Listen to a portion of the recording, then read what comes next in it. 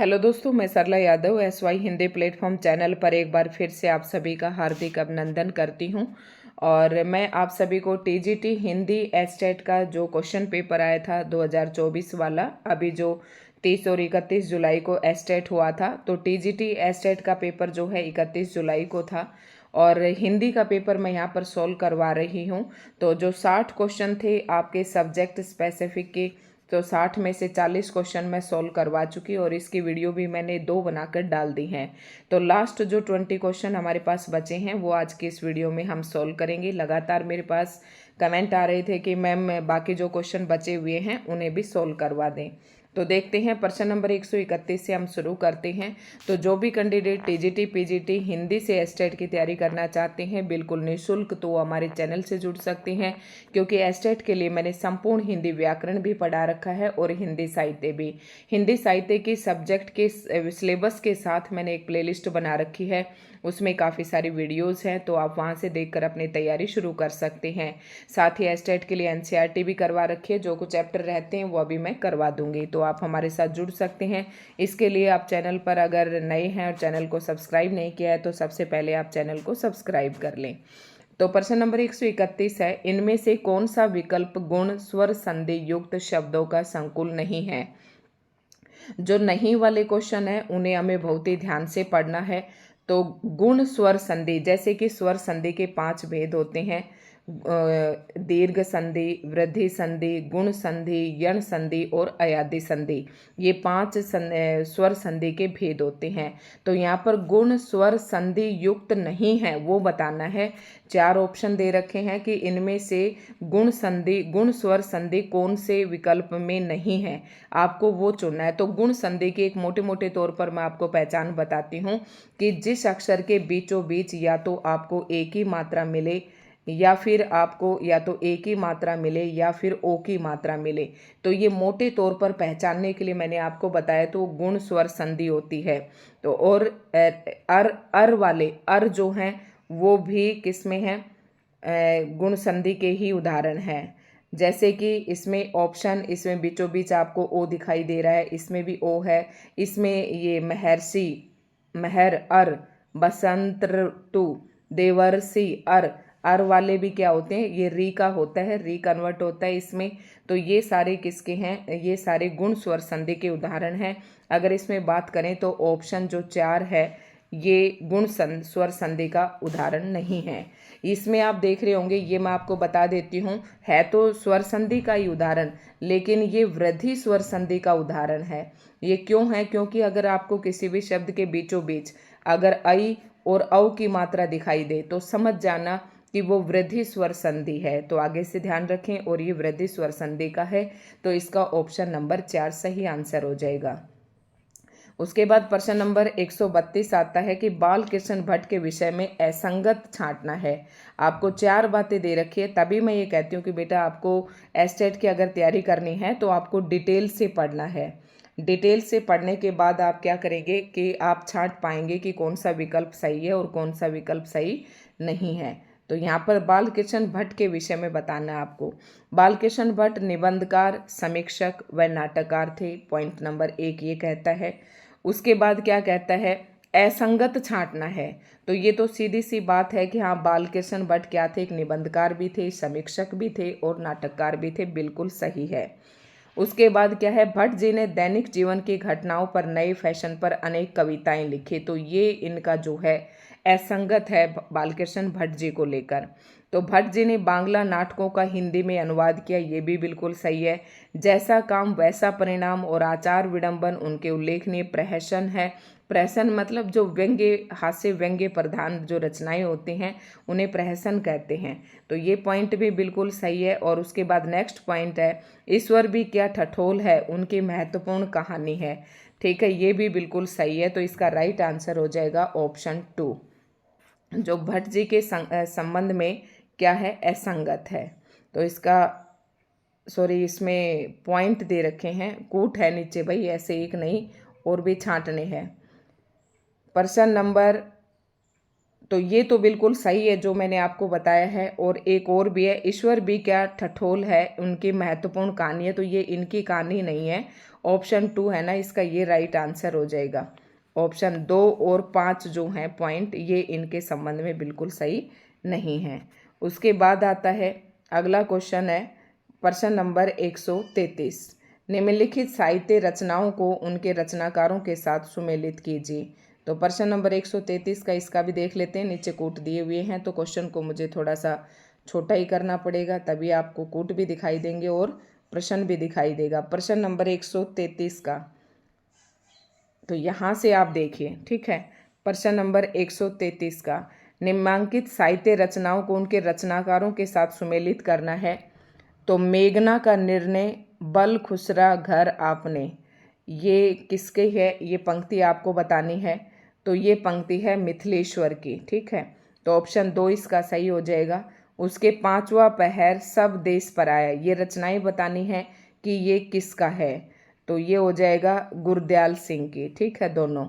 उसके बाद है सेवाग्राम की डायरी, सन 42 के संस्मरण। तो डी का आंसर हो जाएगा, ये डी का आंसर हो जाएगा इसमें श्री राम शर्मा। डी का आंसर है श्री राम शर्मा, इसके सामने ही है। तो कौन सा रह गया हमारा, एक इसमें से, ए का जैसे दूसरा, बी का तीसरा, ए का दूसरा, बी का तीसरा। तो ऑप्शन 2 है ना, इसका बिल्कुल राइट आंसर हो जाएगा आपका, ठीक है। सी का पहला हो जाएगा, ये हमने छोड़ दिया। आधा गांव, छोटे आदमी की बड़ी कहानी, तो ये राही मासूम राजा की हैं, ठीक है। तो इस तरीके से ऑप्शन जो बी है ये बिल्कुल राइट आंसर होगा आपका। तो ये रचनाएं आप याद कर लें अगर आपको याद नहीं है तो। निम्नलिखित में से किस वाक्य में अनिश्चयवाचक सर्वनाम का प्रयोग हुआ है। तो सर्वनाम के 6 भेद होते हैं, आपको पता होना चाहिए, और कुल जो सर्वनाम होते हैं वो हमारे 11 होते हैं। तो यहाँ से प्रश्न नंबर 134 का आपको सही आंसर बताना है अनिश्चयवाचक, जिसमें निश्चय नहीं है। इस विषय में हम किसी से कुछ नहीं कह सकते, आप यहाँ जाइए, जिसे भी देखती हूँ वही व्यस्त है, मैं अपना काम स्वयं करती हूँ। तो ये बिल्कुल अनिश्चयवाचक नहीं है, इसमें कोई और कुछ आ जाएगा। जो कोई और कुछ सर्वनाम है ये अनिश्चयवाचक सर्वनाम है। तो ये आपको जहाँ पर भी दिखाई दे तो समझ ले, यहाँ और वहाँ शब्द दिखाई दे तो वो निश्चयवाचक है। तो ये तो हो नहीं सकता, ये निश्चयवाचक है, ठीक है, ये भी निश्चयवाचक है। तो आपको कोई और कुछ देखना है, तो कोई आपको कुछ नहीं, किसी से कुछ, ये आपको दिखाई दे रहा है। तो इसका ऑप्शन ए राइट आंसर हो जाएगा, ऑप्शन ए, ठीक है। उसके बाद नेक्स्ट क्वेश्चन की तरफ बढ़ते हैं। किस शब्द में अ प्रत्यय भाववाचक रूप में प्रयुक्त हुआ है, यानी कि उस शब्द के पीछे अ लगा हुआ है और भाववाचक मतलब वो शब्द जो है ना भाव को संबोधित कर रहा है। तो प्रश्न नंबर 135 का सही आंसर बताना है। किस शब्द में अ प्रत्यय भाववाचक के रूप में राघव, पांडव, लाघव, मानव। तो इसमें अ प्रत्यय है लाघव, किस शब्द में अ प्रत्यय भाववाचक रूप में प्रयुक्त हुआ है पूछा है इसमें। तो 135 का जो ऑप्शन 2 सही हो जाएगा, लघु है इसमें, ठीक है, लघु से ये बना है लाघव। उसके बाद नेक्स्ट जो है प्रश्न नंबर 136, गोबर गणेश संहिता किस निबंधकार का है। तो गोबर गणेश संहिता प्रश्न नंबर 136 का सही आंसर हो जाएगा। गोबर गणेश संहिता जो निबंध है ये चंद्रधर शर्मा गुलेरी का है, ये बिल्कुल सही आंसर हो जाएगा। उसके बाद अगला प्रश्न है, निम्नलिखित पात्रों को उनकी रचनाओं के साथ सुमेलित कीजिए। तो यहाँ पर कुछ पात्र दे रखे हैं और आपको उनकी रचनाएं उनके सामने दे रखी हैं। तो कौन से पात्र जो है कौन सी रचना का है ये आपको बताना है, ठीक है। ये इधर जो है आपको पात्र दिए गए हैं, इधर ये पात्र दे रखे हैं, सामने रचनाएं दी हुई हैं। तो ये बताना कि कौन सा पात्र कौन सी रचना का है। प्रश्न नंबर है ये 137, प्रश्न नंबर 137 का आपको सही आंसर करना है। प्रश्न नंबर 137 का सही आंसर करना है, महंत और पुलिस ये किसके हैं। तो ये कौन सी रचना के, हरिहर काका, ठीक है। ए का आपका तीसरा हो जाएगा, तो ए का तीसरा अभी 2 ऑप्शन में है। मास्टर प्रीतम चंद, हेडमास्टर शर्मा, बी का राइट आंसर हो जाएगा सपनों के से वे दिन, सपनों ये इसी के सामने ही है, बी का दूसरा। और सी का जो है राम दुलारी सैयद जरगाम मुर्तुजा, ये है सी का पहला टोपी शुक्ला वाले में से, ठीक है।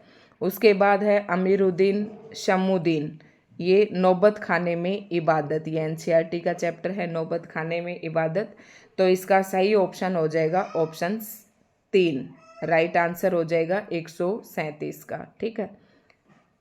रचनाएं दे रखे थे, इधर पात्र दिए हुए थे। उसके बाद प्रश्न नंबर 138 आता है, निम्नलिखित शब्दों में से सही संधि युक्त शब्दों का विकल्प कौन सा है। तो संधि से ये प्रश्न है। प्रश्न नंबर 138 का सही आंसर आपको करना है।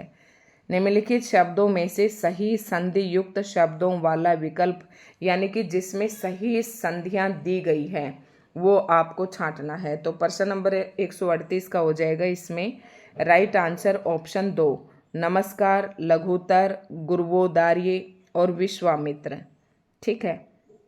तो यहाँ पर बिल्कुल सही है, ये सारी सही संधियुक्त शब्दों का विकल्प छांटना है, तो ऑप्शन 2 इसमें बिल्कुल सही हो जाएगा।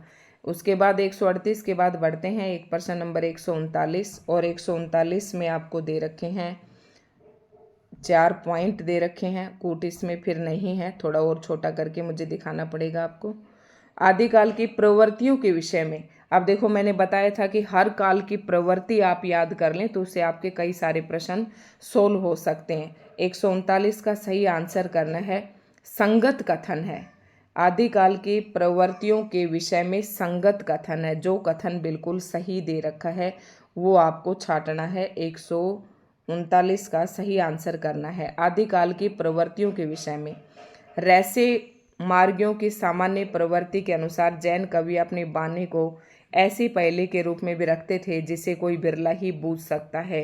तो वहाँ पर वाणियों का कोई जिक्र नहीं है जैनों की, तो ये भी आपका गलत है। उसके बाद जो है नाथ परंपरा में जलंधर नाथ के गुरु मत्स्येंद्र नाथ थे, तो जलंधर नाथ के गुरु के बाद मत्स्येंद्र नाथ माने जाते हैं, ये भी आपका सही नहीं है।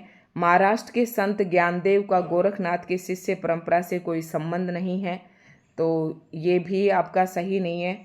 प्रश्न क्या पूछा है 1 मिनट के लिए, मैं आदिकाल की प्रवृत्तियों के, अरे आदिकाल में क्या प्रवृत्ति थी वो बताना है आपको, तो ये सारे तो आदिकाल में थे ही नहीं। जैन काव्य ग्रंथों की दोहों चौपाइयों की परंपरा आगे सूफियों की प्रेम कहानियों, तुलसी के रामचरितमानस तथा छत्र प्रकाश ब्रजविलास आदि रचनाओं में पाई जाती हैं। जैन काव्य ग्रंथों की दोहा और चौपाई जो थी उसकी परंपरा आगे सूफियों में भी देखने को मिली, तो ये पॉइंट आपका बिल्कुल सही है 139 का, ठीक है। ऑप्शन 4 सही हो जाएगा। प्रश्न नंबर 140 है, समास की दृष्टि से कौन सा विकल्प असंगत है। समास के दृष्टिकोण से आपको बताना है प्रश्न नंबर 140 का कौन सा विकल्प असंगत है।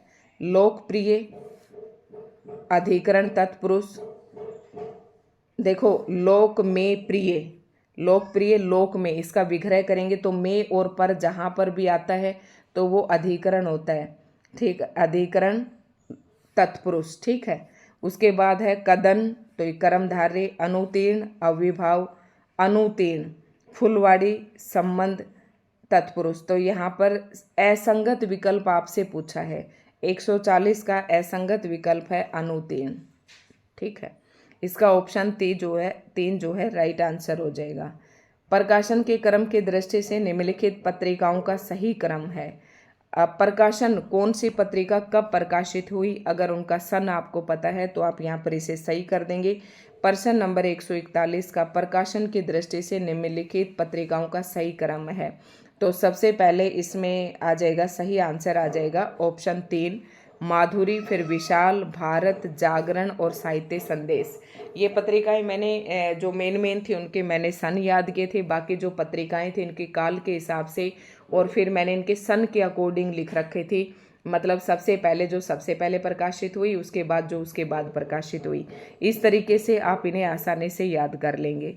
प्रश्न नंबर 142, प्रश्न नंबर 142 है, वाक्यांशों के लिए एक शब्द के विषय में। अब ये वाक्यांशों के लिए एक शब्द, ये भी मैंने अपने चैनल पर पढ़ाए थे और 2-3 वीडियो बनाकर डाली थी मैंने। असंगत विकल्प चुनना है आपको, ठीक है। 142 का असंगत विकल्प, वाक्यांश के लिए शब्द के विषय में असंगत विकल्प चुनिए, तो ऑप्शन ए है नाटक के आरंभ में की जाने वाली स्तुति नंदी कहलाती है। जो दोनों में सम्मिलित हो उसे उभयनिष्ठ कहते हैं। तो ये भी बिल्कुल सही है, ये भी बिल्कुल सही है। जो क्रोध का अधिकारी हो तो काकपाली नहीं होता, ये इसका आंसर जो है बिल्कुल मतलब असंगत है। रात का मध्य भाग निशीत काल कहलाता है। अर्धरात्रि का जो समय होता है उसे निशीत काल कहते हैं। तो यह ऑप्शन 3 बिल्कुल सही हो जाएगा। उसके बाद है असंगत है, मतलब प्रश्न नंबर 143, और 143 का सही आंसर बताना है।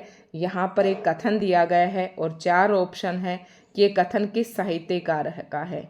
कबीर आदि संतों को नाथ पंथियों से जिस प्रकार साखी और बानी शब्द मिले। देखो कबीर आदि, अभी जो बानी की बात कर रहे थे तो बानी जैनियों का नहीं था, ये कबीर की थी। साखी शब्द रमैनी बानी, ठीक है। आदि संतों को नाथ पंथियों से जिस प्रकार साखी और बानी शब्द मिले उसी प्रकार साखी और बानी के लिए बहुत कुछ सामग्री और सदुकड़ी भाषा भी मिली, ठीक है। तो ये कथन किस साहित्यकार का है? तो ये कथन है आचार्य रामचंद्र शुक्ल जी का। अगर ये कथन आपने पढ़ रखा है तो आप तुरंत टिक कर देंगे। अगला क्वेश्चन है प्रश्न नंबर 144। भिक्षु के पत्र यदि बाबा न होते, बहानेबाजी आदि पुस्तकों के लेखक हैं।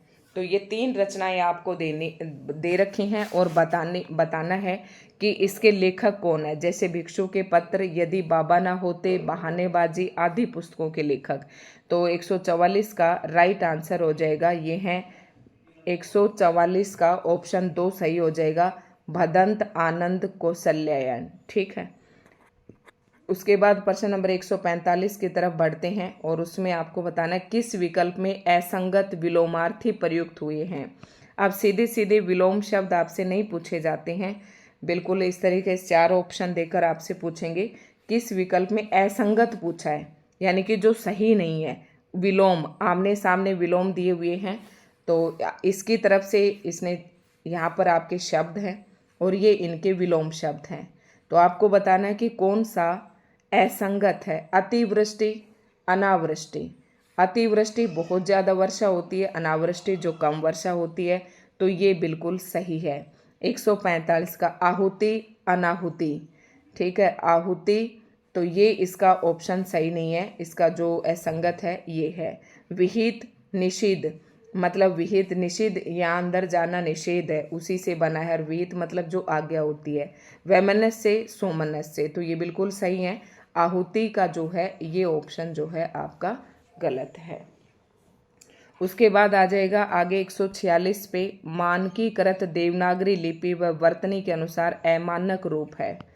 मानकीकृत देवनागरी लिपि व वर्तनी के अनुसार अमानक रूप है, जो मानक नहीं है वो बताना है। 146 का मिलाकर, स्थाई, दायित्व, दूध वाला। वर्तनी के अनुसार भी बताना है आपको, तो स्थाई शब्द को हम ऐसे लिखते हैं, ठीक है। तो इनमें से कौन सा है आपका ऑप्शन जो 146 का ऑप्शन 2 सही आंसर हो जाएगा। उसके बाद 146 के बाद बढ़ते हैं 147 की तरफ। 147 निम्नलिखित शब्दों को उनके विलोम रूप से सुमेलित कीजिए। तो ये प्रश्न आपको यहाँ पर इसका कूट देख लेती हूँ, नीचे दिए गए हैं। 147 का कूट आपको बताना है, निम्नलिखित शब्दों को उनके विलोम रूप से सुमेलित करना है, थोड़ा सा बड़ा करके। तो यथार्थ का क्या होगा आप बताइए। 100 प्रश्न नंबर है ये 147। प्रश्न नंबर 147 का सही आंसर करना है आपको। तो यथार्थ का हो जाएगा आदर्श, ये बिल्कुल आसान है। ए का दूसरा, तो ए का दूसरा 2 ऑप्शन मुझे अभी भी दिख रहे हैं और बस 2 ऑप्शन में है, तो ये तो है कि आपके नीचे वाले 2 ऑप्शन कट हो गए। घातक का क्या हो जाएगा? घातक का हो जाएगा, एक तो हमारे लिए जो घातक हो और नुकसान करने वाला, और दूसरा होता है इसका रक्षक, विलोम जो है रक्षक। तो बी का तीसरा, तो यह दोनों में ही तीसरा है, तो अभी भी आपका ऑप्शन चूज नहीं हुआ है। उसके बाद है सी का श्रद्धा। श्रद्धा का बताना है आपको, किसी में आपकी श्रद्धा होती है, किसी से आपकी घृणा होती है। और कृष का हो जाएगा स्थूल। तो इस तरीके से जो ऑप्शन बी है आपका राइट आंसर हो जाएगा। बढ़ते हैं अगले प्रश्न की तरफ और प्रश्न नंबर 148 है, निम्नलिखित नाटककारों के साथ को उनके नाटकों के साथ सुमेलित कीजिए। ये बताना है आपको। नाटक दे रखे हैं और उनके नाटककार दे रखे हैं। हरिकृष्ण प्रेमी का कौन सा नाटक है, इनमें से आपको ये बताना है। तो ए का हो जाए हरिकृष्ण प्रेमी का जो नाटक है यहाँ पर, ए का प्रश्न नंबर 148 है। ये प्रश्न नंबर 148 का कोड छाटना है आपको। प्रश्न नंबर 148 का हरिकृष्ण प्रेमी का ये रक्षाबंधन है, ए का दूसरा। और राधा कृष्ण दास का है ये दुखिनी वाला। और उसके बाद गोविंद वल्लभ पंत का है ये अंगूर की बेटी। और किशोरी लाल गोस्वामी का है मयंक मंजरी। ठीक है, तो इस तरीके से ए का दूसरा, बी का चौथा, ए का दूसरा, बी का चौथा और सी का पहला, सी का पहला। तो ये आपका ऑप्शन हो जाएगा दूसरा, बिल्कुल राइट आंसर हो जाएगा। ठीक है, ऐसे आप इन रचनाओं को साथ साथ याद ही कर लें। नेक्स्ट की तरफ बढ़ते हैं। प्रश्न नंबर 148 के बाद प्रश्न नंबर 149, और ये काफ़ी बड़ा प्रश्न है कि संविधान के अनुच्छेद 343 में संघ की राजभाषा के संबंध में कौन से प्रावधान किए गए हैं। इसके ऊपर मैंने एक पूरी वीडियो बना रखी है कि ये क्या है, इस 343 अनुच्छेद में कौन कौन सी बातें कही गई है। तो यहाँ पर आपको देखना है 149 का, और नीचे शायद कूट भी दे रखे हैं। ठीक है, कूट भी दे रखे हैं। इसमें आपको देखना है कौन से प्रावधान किए गए हैं वो बताना है। भारत की संघ की राजभाषा देवनागरी लिपि में हिंदी होगी। भारत संघ की राजभाषा देवनागरी लिपि में हिंदी होगी, तो ये बिल्कुल सही है। संघ के सरकारी कार्यों में भारतीय अंकों के अंतर्राष्ट्रीय रूपों का प्रयोग होगा, ये बात भी वहाँ पर कही गई है, आप चाहे इसे पढ़ सकते हैं। उच्च न्यायालय तथा उच्चतम न्यायालय की संपूर्ण कार्रवाई अंग्रेजी में ही होगी, तो ये ऐसा कहीं नहीं कहा गया है। किसी राज्य के विधानमंडल को उस राज्य में हिंदी या अन्य एक या अधिक भाषाओं को कार्यालयों में अपनाने का अधिकार होगा, ये भी नहीं है। तो ऑप्शन ए और बी आपका जो है राइट आंसर हो जाएगा, और सही विकल्प आपका 2 हो जाएगा। ठीक है, उसके बाद है निम्नलिखित में से असंगत विकल्प का चयन करना है। इनमें से जो असंगत है, यहाँ पर पर्याय दे रखे हैं कि शब्द के, और आपको जो सही पर्याय नहीं है पर्यायवाची। ठीक है, तो ये तोता के पर्यायवाची दे रखे हैं कीर, शुक, माहूर, संगर। तो आपको असंगत विकल्प छांटना है जो सही नहीं है 150 का। तो यहाँ पर देख लेते हैं किस किस का, जिसका आपको पता है पहले उसे देख ले। कौमुदी, ज्योत्सना, जुनहाई, ये बिल्कुल सही है। सर्प का आही, उरंग, भुजंग, व्याल, ये भी बिल्कुल सही है। और चंद्र प्रभा भी चांदनी का बिल्कुल सही है। मृग, ये मैंने सारे करवाए थे अभी, ये जब मैंने पर्याय पढ़ाए थे। मृग का हरीश, चारु लोचन, सारंग, कुरंग, ये भी बिल्कुल सही है। तो कीर, शुक ये तो हैं, लेकिन जो माहूर और संगर है ना, इन दोनों में डाउट है तोता का। तो 150 का ऑप्शन ए है ना, ये हो जाएगा असंगत विकल्प। तो दोस्तों यहाँ पर हमारे 150 क्वेश्चन सॉल्व हो जाते हैं। अगर आप ये चाहते हैं कि और भी आपको मैं करवाऊँ तो इसमें बाकी मैं इतना डिटेल से नहीं करवा सकती। बाकी जो क्वेश्चन बच गए 90, लेकिन हाँ आपको आंसर तो आपको वैसे पता ही है। तो पीजीटी का और करने का प्रयास करेंगे। तो बच्चे मेरे पास आप पीजीटी का भी क्वेश्चन पेपर भेज दें, जैसे ये भेजा था तो ऐसे ही मैं आपको पीजीटी का भी करवा दूंगी। तो दोस्तों आज की वीडियो आपको कैसी लगी कमेंट करके ज़रूर बताएं। धन्यवाद।